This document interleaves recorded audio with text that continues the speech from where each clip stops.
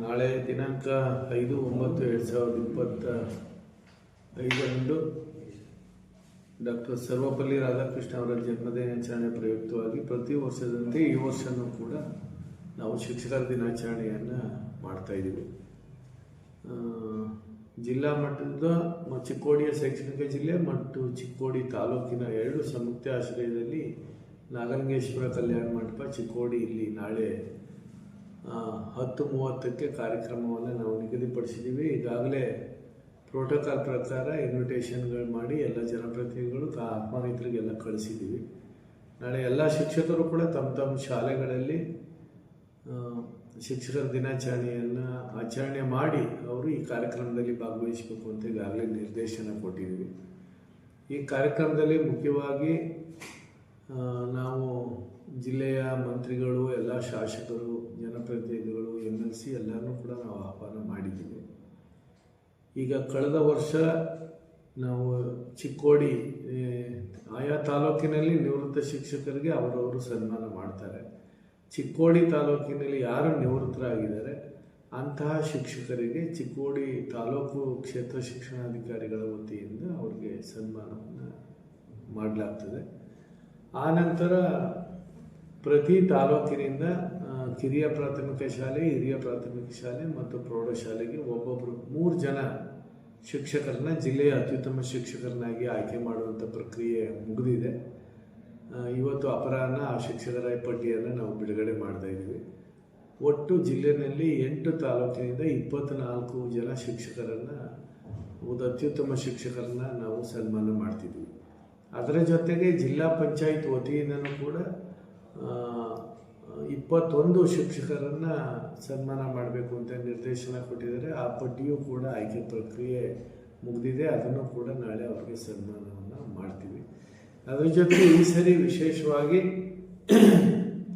MLC ಅವರು ಏನು ಕೋರ್ಕೊಂಡಿದ್ದಾರೆ ಅಂದರೆ ಕಾರ್ಯಕ್ರಮದಲ್ಲಿ ಮಕ್ಕಳ ಮೂಲಕನೇ ನಿರೂಪಣೆ ಮತ್ತು ಕಾರ್ಯಕ್ರಮದ ಬಗ್ಗೆ ಮಾತನಾಡಿಸ್ಬೇಕು ಅಂತೇಳಿ ಒಂದು ಅಭಿಪ್ರಾಯ ಕೊಟ್ಟಿದ್ದಾರೆ. ಹಾಗಾಗಿ ಪ್ರತಿಭಾನ್ವಿತ ಮಕ್ಕಳಲ್ಲಿ ವೇದಿಕೆಯಲ್ಲಿ ಮಾತನಾಡುವಂಥ ಕೌಶಲ್ಯ ವೃದ್ಧಿಗೋಸ್ಕರ ಅವರನ್ನು ಕೂಡ ನಾವು ಬಳಸ್ಕೊಳ್ತಾ ಇದ್ದೀವಿ.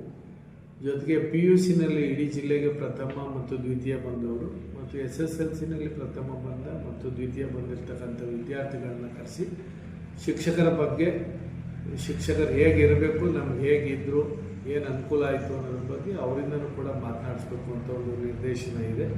ಅದನ್ನು ಕೂಡ ನಾಳೆ ಮಾಡ್ತಾಯಿದ್ದೀವಿ.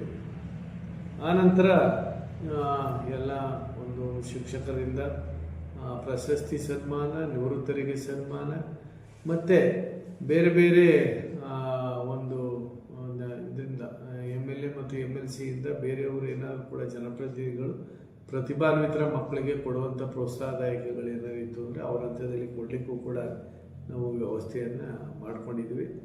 ಸುಮಾರು 1100 ಶಿಕ್ಷಕರಿಗಿಂತ ಹೆಚ್ಚು ಭಾಗವಹಿಸುವಂಥ ಒಂದು ವ್ಯವಸ್ಥೆ ಇದೆ. ಎಲ್ಲ ಶಿಕ್ಷಕರಿಗೆ ಊಟದ ವ್ಯವಸ್ಥೆಯನ್ನು ಕೂಡ ಈಗಾಗಲೇ ಈ ಚಿಕ್ಕೋಡಿ ಕ್ಷೇತ್ರದ ಶಾಸಕರು ಊಟದ ವ್ಯವಸ್ಥೆಯನ್ನು ಕೂಡ ಮಾಡಿದ್ದಾರೆ. ಎಲ್ಲವೂ ಕೂಡ ವ್ಯವಸ್ಥಿತವಾಗಿ ಸಿದ್ಧತೆ ಆಗಿದೆ.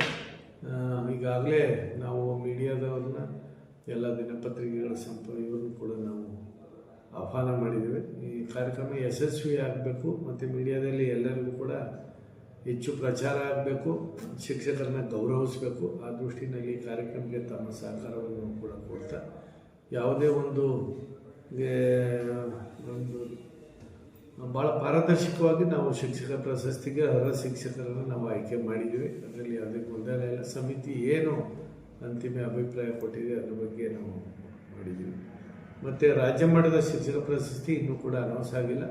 ನಮ್ಮ ಜಿಲ್ಲೆಗೆ ಪ್ರಾಥಮಿಕ ಪ್ರೌಢಶಾಲೆಯಲ್ಲೂ ಕೂಡ ಉತ್ತಮವಾದಂಥ ಶಿಕ್ಷಕರನ್ನ ಆಯ್ಕೆ ಮಾಡಿ ಕಳಿಸಿದ್ದೀವಿ. ಅವರಿಬ್ಬರಿಗೂ ಕೂಡ ಪ್ರಾಥಮಿಕ ಮತ್ತು ಪ್ರೌಢ ವಿಭಾಗದಿಂದಲೂ ಕೂಡ ಪ್ರಶಸ್ತಿ ನಮ್ಮ ಜಿಲ್ಲೆಗೆ ಬರ್ಬೋದು ಅಂತ ನಿರೀಕ್ಷೆಯನ್ನು ಕೂಡ ನಾವು ಇಟ್ಕೊಂಡಿದ್ದೀವಿ.